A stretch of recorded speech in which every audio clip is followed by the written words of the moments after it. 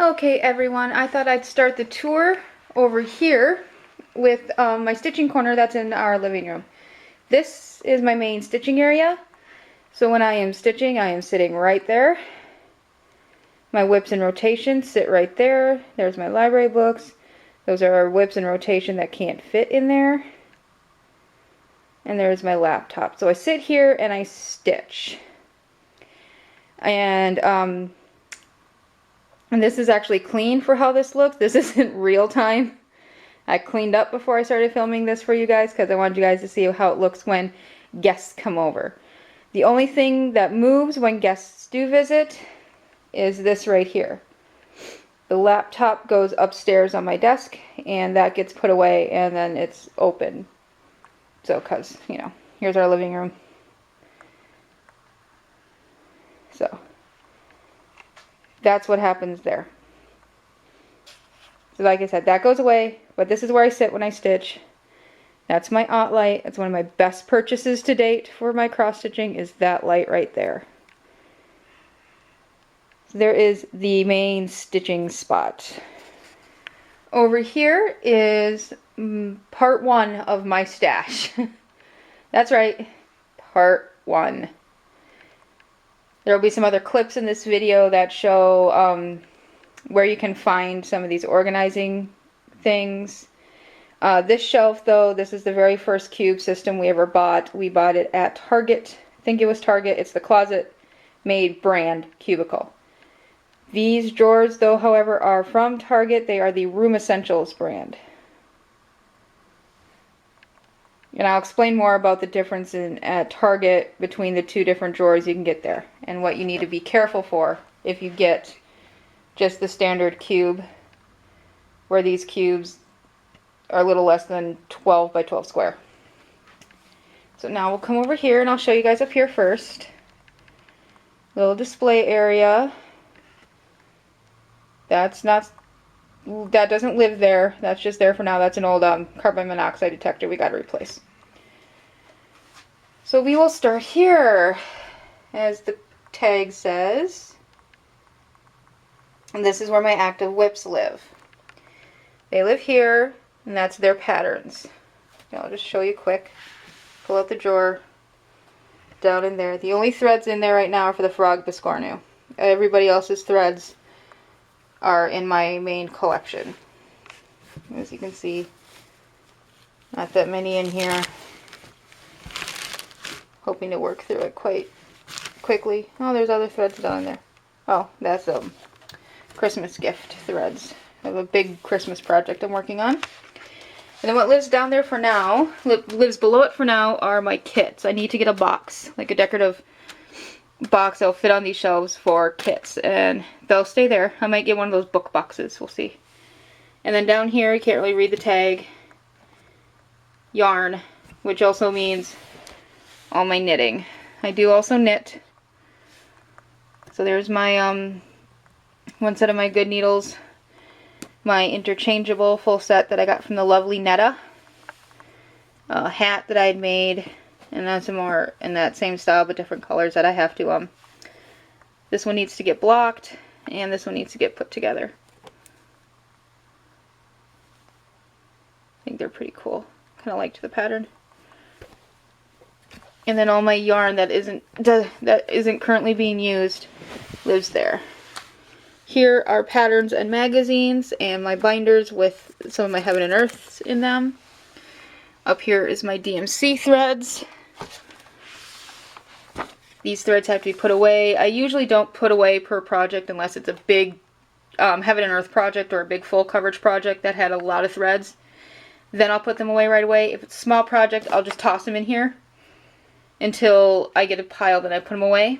All my DMC gets stored on bobbins and stored in floss cases. There's my cross. I gotta figure out where I'm gonna hang that up now. And in this box lives projects to be finished. So those are projects that I have the finishing supplies for that I need to take some time and just do their finishing on.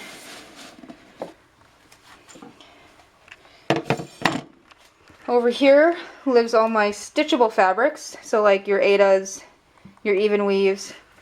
I tuck my perforated paper right alongside. It sticks out a bit. I don't know what to do about that. I'll have to see, but that's the solution I have for right now. So you can see I have some perforated paper in here that's smaller. But yeah, I just throw it all in here. And then what lives below that is even more patterns. And then what lives below that is my kids' bucket. And this is all their stuff. Their cross stitch, their knitting supplies, because they do learn. I am teaching. Yes, I have boys, but they are learning. So that's this shelving unit. I'll pull back again so you guys can see the full thing. That box here, right there, was bought at Joann Fabrics on clearance when that pattern was going out of style. These were bought at Target. They're the Room Essentials brand. The tags that slip on them were bought at Target. They're the Room Essentials brand. The scrapbooking paper that I've slipped in the tags and the vellum that I printed on and slipped in the tags were bought at Hobby Lobby. So there's that shelving unit. Also, what lives over here is my long rule and my fiberfill, though those are going to be going upstairs soon because now I have spaces for those. Okay, so there's that section. Okay, everyone, and here we are upstairs in my bedroom and slash office space and all that. So this is my desk space. Oh, here, let me put that mirror back where it belongs. I guess. There. This is my desk space. It's my desktop. Yes, I have two computers. I have my laptop for when I'm downstairs. My desktop's up here. This is where I do all my editing, so this is where the magic happens for the channel.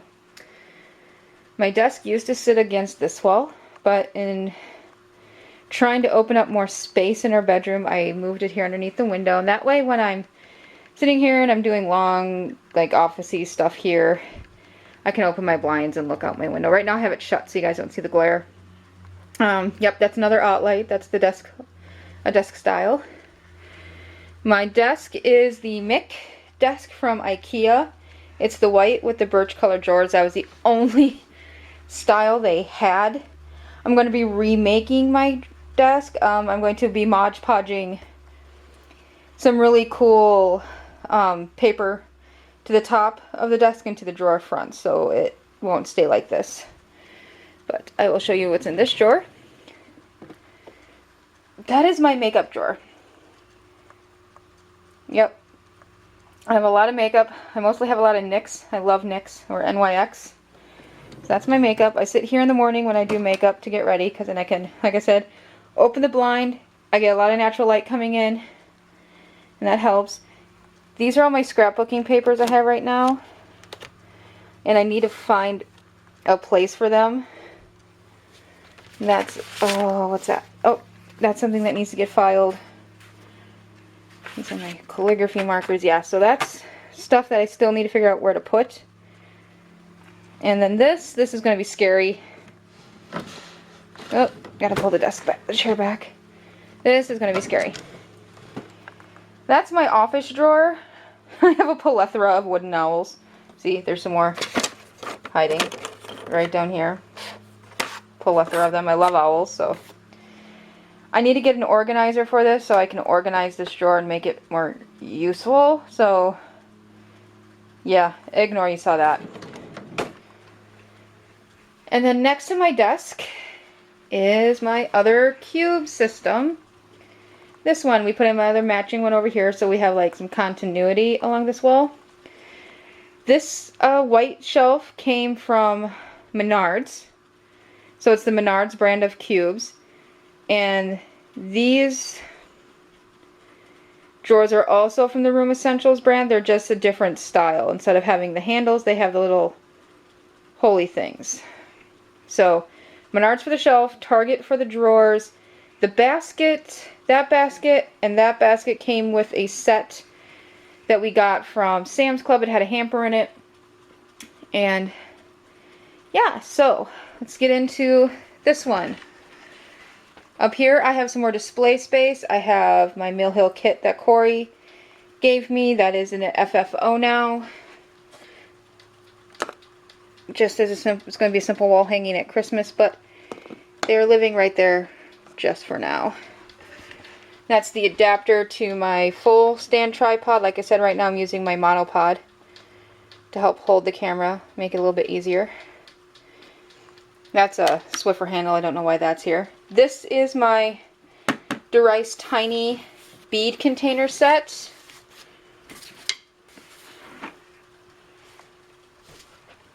I talked about this in my one of my other Tip Tuesday videos. You can see there's some bead containers missing because they're down in kitted up projects, but this is what it looks like for anyone who wants to know what it looks like. I'll put a link in the description box of where you can buy this. In fact, I will put links to everything I mentioned, like the shelves and the drawers and the tags and all that. That'll all be linked in the description box below. So that sits there because it's too big to fit on any of the shelves. And then this sits on top of it. And in this basket I put what needs to be filmed. So what's in there right now is some Stitch Mania stuff. Over here are my 2 cubes that I've finished. And then I'll just stop it here because that's all personal stuff. You guys don't need to know what all that is. Right here is just another display area where I got, this pattern is called Woolly. It's a Bent Creek zipper kit, but I call it Sheep Stack. So that sits there. That's my own charting Guinness that I kind of came up with. That's a Sláinte, which is Gaelic for cheers. In here is some scrapbooking, paper crafting supplies, and planner supplies, because I'm doing planning now. So those live there. Down there are my few scrapbooking books that I have. A couple of I have a Scrapbook Basics, and I have How to Organize Your Scrapbook Workspace. Wait, Scrapbook Basics. Underneath it is How to Organize Your Scrapbook Workspace, and then that's an inspiration book. Here are all my specialty fibers, and they're just stored in there. All my Crinics are in the ammo boxes, and those of you those of you in Australia, I know you can't get the ammo boxes. What you can use as an alternative, though, is either like the Ziploc sandwich bags or the floss away bags. I think would work fine, but those are my Crinics. These are my spare DMCs that I don't need to bobbin up right now because I have enough on bobbins. This is the only DMCs I don't store on bobbins, is the light effects and all that. And then I have each other style of thread, like Crescent Colorworks and all that, are in a bag and kept all together. This will be a display space when that's done. That's an unfinished wood box that I will use for a FFO when I get this stitching done, so he's just living there for right now. Up here is my finishes that I don't have any plans for right now. This goes, except for this one, that is an FFO because it's a towel, so it is going to my sister-in-law. It's just living in here. So, yep, those are finishes that I don't, either I'm going to frame or I don't know how I'm going to finish yet, so they live in there. It's another display space, but it's also holding my big jar of crushed English walnut shells, a couple of Ort jars that Biscornu, my big bottle of Aleene's tacky glue, and then some tins here that I have designated for some sort of use. This is all my finishing supplies. Oops, there went one of my quilting rolls. There's there's really no rhyme or reason in here. I just kind of have to dig until I get that better organized. Oh, my 6.5 inch square lives there, and then my right triangle lives, my 10.5 inch, which right triangle is this? Yeah, my 10.5 inch right triangle lives along the other side. Quilting rolls are hard to store. Down here is a spare bobbin box if I need it, if my stash grows to the point to where I need it, or if I kit up another full coverage project. Below that is my electronics box. It's just an old Estee Lauder box that I kept from when Steve got me my Christmas gift. And then sitting under them is just some patterns that I printed off from online for sewing. These are my Inactive whips. These are the whips I am currently not working on. They live here, and their patterns live right here. Just like my Active whips, though, their threads are not stored with it. This box is just random tools. So like my book light, like my little light, my automatic Fiskars, my magnifier. Yeah, just random tools. And then this one is the biggest of them all, and I actually have to kind of reorganize it. This is all my cotton fabrics that I use in finishings. It's full. Like, full.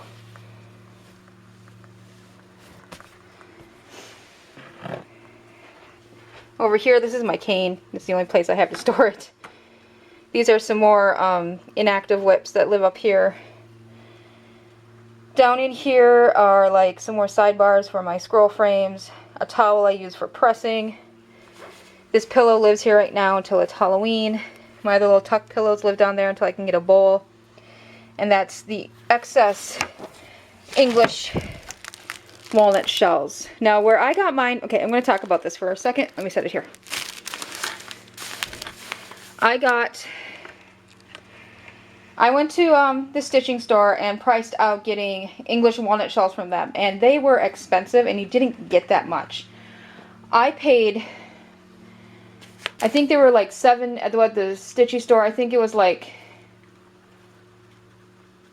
a couple cups, I think, of the English walnut shells, and they were like $7.99. I'll look it up and get you guys better information about it. But this I found at PetSmart.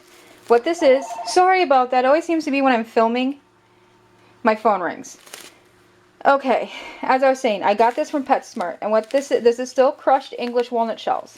And it was a 5-quart bag, 5 quart by dry weight, so that's a 5.5 liter for, goes on the metric. It's the Desert Blend, it's called Desert Blend Ground English Walnut Shells. And what it is it's a substrate for reptile cages.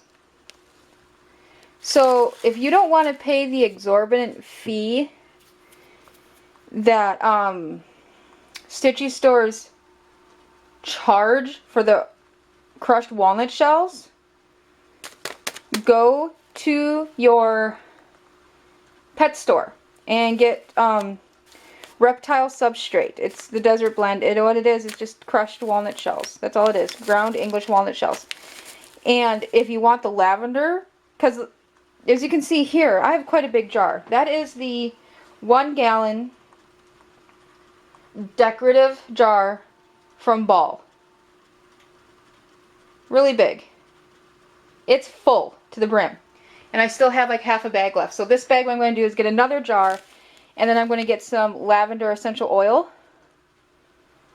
And I'm going to get some lavender and mix it in with there. Then I'm also going to get a little lavender essential oil to mix in. So there we have it. That was all my workspaces.